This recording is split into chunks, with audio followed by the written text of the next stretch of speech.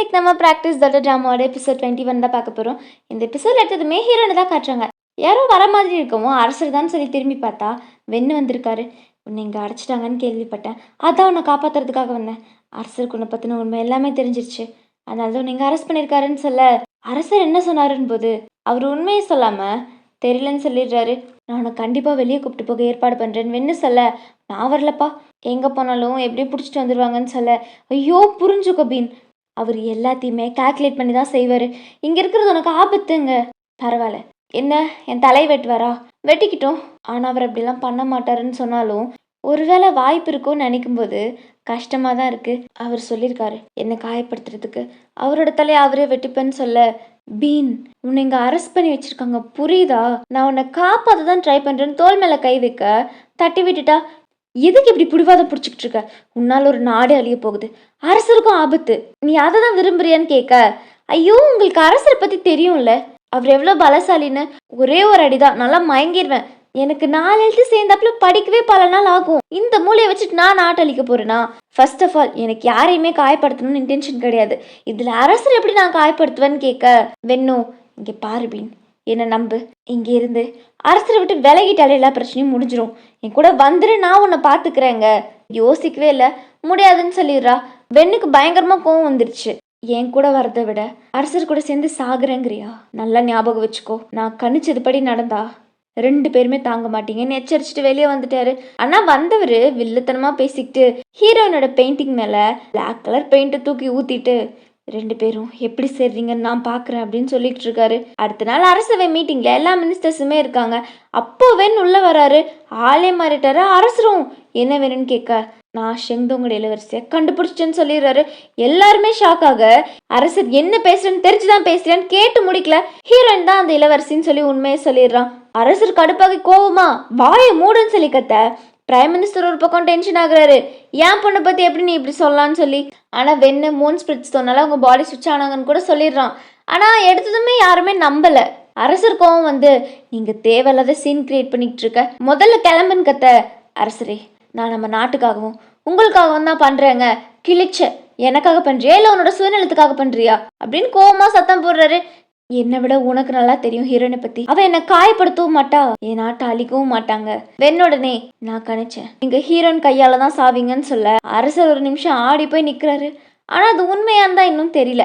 இங்க கிளாஸ்லயுமே எல்லாருமே ஹீரோயினுக்கு தான் சப்போர்ட் பண்றாங்க, அவ யாரையுமே காயப்படுத்துற ஆளெல்லாம் இல்லை, அந்த அளவுக்கு அவளுக்கு அறிவும் இல்லை. அன்னைக்கு முயலை வேட்டையாடி கொல்ல போறோன்னு சொன்னதுக்கே அதை காப்பாத்துறேன்னு சொல்லிட்டு நைட் ஃபுல்லா சுத்திட்டு இருந்தவ, அவ எப்படி அப்படி பண்ணுவா, வாய்ப்பே இல்லைன்னு சொல்லி பேசிக்கிட்டு இருக்காங்க.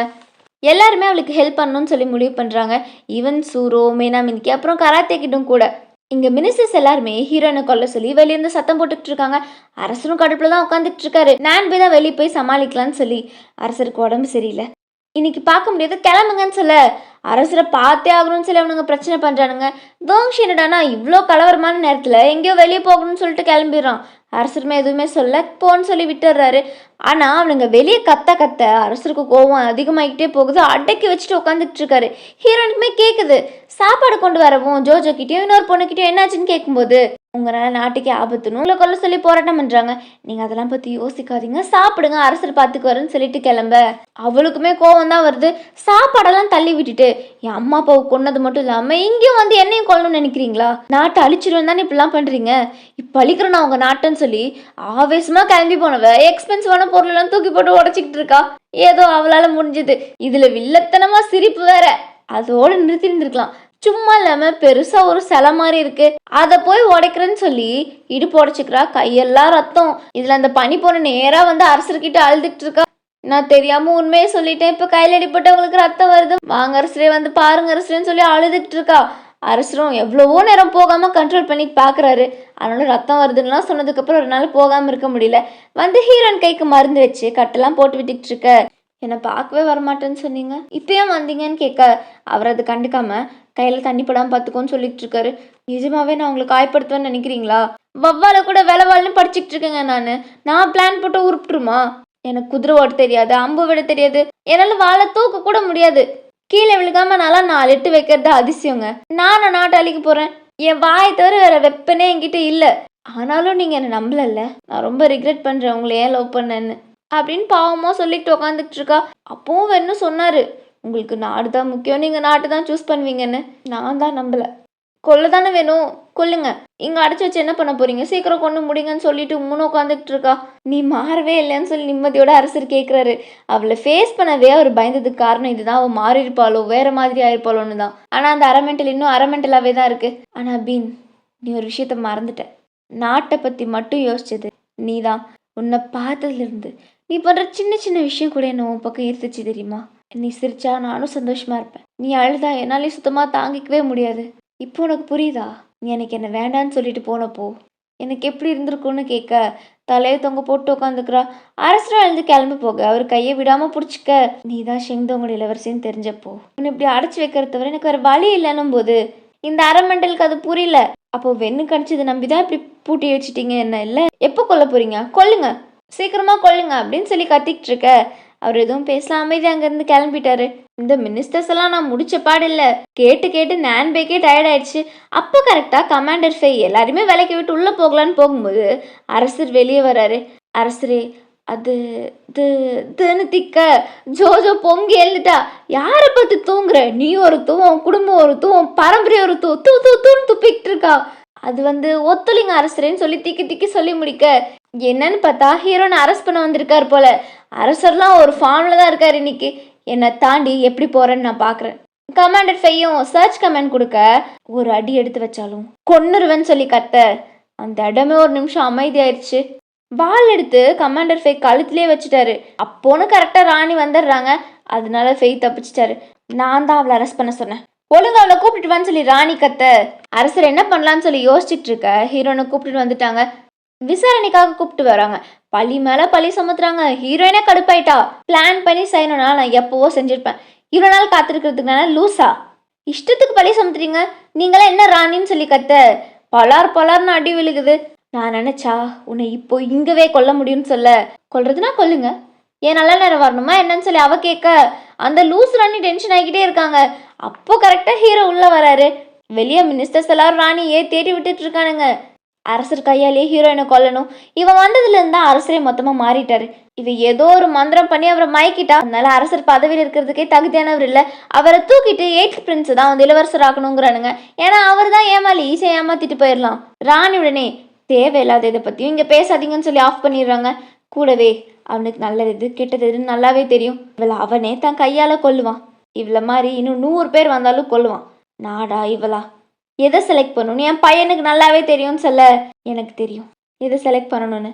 என்னைக்குமே ஒரு அரசனா நான் சரியாக தான் நடப்பேங்கிறாரு. ஹீரோனுக்கு கண்ணெல்லாம் கலங்கிருச்சு. முடிவு பண்ணிட்டு அரசர் தான் கொல்ல போறாருன்னு சொல்லி பிரைம் மினிஸ்டர் தான் பாவம் அழுகிறாரு. உடம்பு ஏன் பொண்ணோடது விட்டுருங்கன்னு சொல்லி. ஆனா அவரையும் பிடிச்சி வெளியே தள்ளிட்டாங்க. அரசரும் ஒரு பெருமூச்சு எடுத்து விட்டுட்டு கத்தி எடுக்க போறாரு. இந்த விதியெல்லாம் சரியான போய் கடைசியில நீங்களே என்ன கொள்வீங்க நான் எதிர்பார்க்கவே இல்லைன்னு சொல்லி வெறுப்பா விரக்தியா சோகமா பயமா எல்லாம் கலந்து போய் சொல்ல, அவர் கத்தியை எடுத்ததும் இவளுமே தயாராயிட்டா. இறுக்கமா கண்ணை மூடிட்டு உட்காந்துக்கிறான். அரசரும் அவ கழுத்தை பிடிக்கிற மாதிரி போனவரு 2 செகண்ட் தான் ஹீரோயினோட ஒரு கொத்து முடிய வெட்டி தன்னோட ஒரு கொத்து முடியவும் வெட்டி நான்பே கிட்ட கொடுக்க, ஒரு முடிச்சு மாதிரி போட்டு புக்குக்குள்ள வச்சு கல்யாணத்தையே முடிச்சிட்டாங்க. இது ஒரு வகையான வெட்லாக் போல. கல்யாணம் முடிஞ்சிருச்சு நான்பே அறிவிக்க பயங்கரமான ஒரு இடி இடிக்குது. எனக்கெல்லாம் கூஸ் பம்ஸே ஆயிடுச்சு இந்த சீனை பார்த்துட்டு. ஹீரோயின், ராணி, மினிஸ்டர்ஸ்னு எல்லாருமே ஷாக்ல இருக்காங்க. நான்பே மாதிரி ஒரு லாயலான பர்சன் கூட இருந்தா எது வேணாலும் சாத்தியம்தான். அரசர் ஹீரோயினை எழுப்பி, நான் உன்கிட்ட சொன்னேன்ல உன்னை காயப்படுத்துறதுக்கு நான் என் தலையை நானே வெட்டிக்குவேன்னு, உன்னை எப்படி நான் காயப்படுத்துவேன்னு கண்ணீர்லாம் தொடச்சி விட்டுக்கிட்டு இருக்க. இதுக்கு இல்லையா ஒரு எண்டுங்கிற மாதிரி அவனுங்க இன்னும் கத்திக்கிட்டு இருக்கானுங்க வெளியே இருந்து.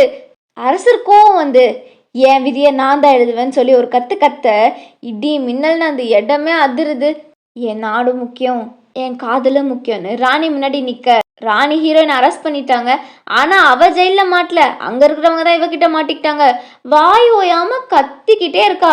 காடே பண்ணை கொடுத்துட்டு சாப்பிட்டுட்டு கத்துமா, அந்த 2 நிமிஷமாவது நாங்க கேப் எடுத்துக்கிறோம்னு சொல்லிட்டு போறாரு. என்ன ஒண்ணு தரீங்க, போய் 10 ரூபா கொண்டு வாங்கன்னு சொல்லி அனுப்பிக்க, நாளைக்கேவும் அவன் தலையை வெட்ட போறாங்க, இப்படி தின்னுட்டு இருக்கேன்னு சொல்லி புலம்பிக்கிட்டே போறாரு. ஒருவேளை தின்னுதான் அவன் நாட்டளிக்க போறாளோன்னு எல்லாரும் பேசிக்கிற அளவுக்கு தின்னுக்கிட்டு இருக்கா. கத்தி கத்தி போர் எடுத்துன்னு சொல்லி ரெஸ்ட் எடுத்துட்டு இருக்க. அப்பதான் சூரு, மீனாமினிக்கு, கராத்தே கிட்டு, எயித் பிரின்ஸ், அப்புறம் அரசரோட அண்ணான்னு சொல்லி எல்லாருமே வந்திருக்காங்க. ஃபர்ஸ்ட் இவளை பார்த்து அசிங்கப்படுத்துறதுக்காக வந்திருக்காங்கன்னு சொல்லி நினைச்சுக்கிறா. அவங்களும் வேணும்னே இவளை வம்பழுத்துட்டு இருக்காங்க. எயித் பிரின்ஸ் தான், ஐயோ உங்களை கலாய்க்கிறாங்க அவங்க எல்லாரும் சொல்லவும் தான் புரியுது.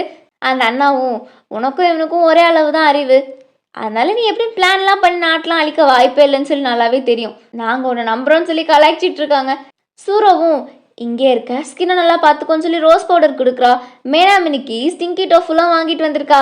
கராத்தே கிட்டும், உனக்கு நான் சில செல்ஃப் டிஃபென்ஸ் மூவ்லாம் சொல்லி கொடுக்கலாம் தான் வந்தேன் இந்த கார்ட்ஸ் அடிக்கிறதுக்கு. ஆனால் இங்கே பார்த்தா கம்பிக்குள்ளே கையவே விட முடியலையே, எப்படி சொல்லித்தர அப்படின்னு சொல்லி பாவமாக கேட்க, நீ வந்ததே எனக்கு சந்தோஷம் தான் ஹீரோயின் சொல்லி பேசிகிட்டு இருக்கா. கொஞ்ச நேரம் பேசிகிட்டு இருந்தவங்க மாட்டிக்க போகிறோம் அப்படின்னு சொல்லி கிளம்பிட்டாங்க.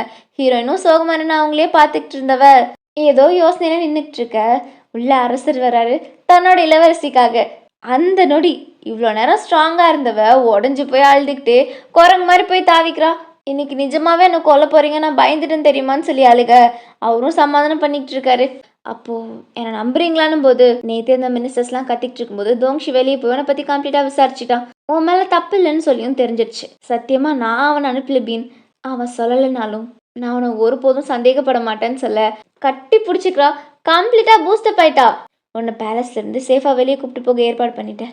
நேரம் வந்ததும் கிளம்பிடலாம். இப்போது சமத்தா இங்கிறன்னு சொல்லி கிளம்ப போக விடவே மாட்டேங்கிற ஏதாச்சும் ஒரு காரணம் கட்டி அவரை நிற்க வச்சுக்கிட்டே இருக்கா. அவரோட கையை ஒரு நிமிஷம் கோர்த்துக்கிட்டு சரி நீங்கள் போங்கன்னு சொல்லி திரும்பி நிற்க பின்னாடி இருந்து அவளை ஹக் பண்ணிட்டு நீ சேஃபாக இருன்னு சொல்லிட்டு அவரை நெத்தியில் கிஸ் பண்ணலான்னு சொல்லி வராரு. ஆனால் அவள் போக்கு காமிச்சு விளையாண்டுட்டு இருந்தவ அவர் கன்னத்தில் கிஸ் பண்ண, நாளைக்கு நான் வரேன், நான் மிஸ் பண்ணும்போதெல்லாம் நிலாவை பார்த்துக்கோ, நம்ம 2 பேரும் எவ்வளோ தூரத்தில் இருந்தாலும் பார்க்கறது ஒரே நிலாவாக தான் இருக்கும், நான் வரேன் பார்த்து இருன்னு சொல்லிட்டு அங்கேருந்து கிளம்புறதோட இந்த எபிசோட முடியுது. அடுத்தடுத்த எபிசோட்ஸ்லாம் மிஸ் பண்ணாமல் பார்க்க மறக்காம சேனலை சப்ஸ்கிரைப் பண்ணி பெல் ஐகான் கிளிக் பண்ணி வச்சுக்கோங்க. டாடா.